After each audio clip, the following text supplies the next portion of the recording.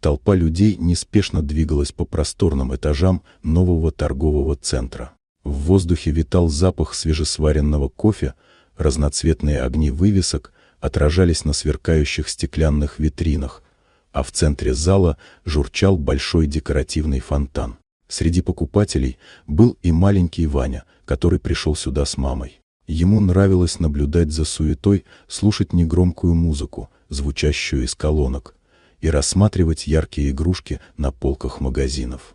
Пока мама что-то искала в сумке, Ваня заметил в стороне витрину с огромным плюшевым медведем. Восхищенный, он сделал несколько шагов вперед, затем еще. Все внимание было приковано к игрушке, и он даже не заметил, как отошел слишком далеко. Когда же повернулся обратно, мамы нигде не было. Паника начала накатывать волнами. Он резко развернулся, оглядываясь по сторонам. Кругом были одни незнакомые лица.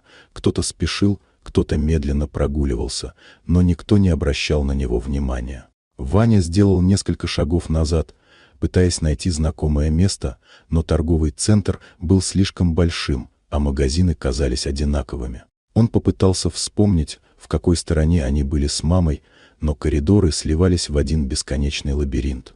Он чувствовал, как слезы подступают к глазам. Ваня знал, что нельзя убегать от мамы, но было уже поздно что-то менять. Он пытался звать ее, но голос терялся в шуме толпы. Прохожие не обращали внимания, некоторые бросали мимолетные взгляды, но никто не останавливался, чтобы помочь. В этот момент по торговому центру проходила официальная делегация. Сегодня было важное событие – открытие комплекса, на которое приехал сам президент России Владимир Путин. Он осматривал здания, слушал отчеты о ходе строительства, обсуждал перспективы работы нового центра. Охрана и сопровождающие держались рядом, внимательно следя за обстановкой. В какой-то момент президент заметил маленького мальчика, который стоял в одиночестве посреди зала, испуганно оглядываясь. Что-то в его поведении сразу показалось странным.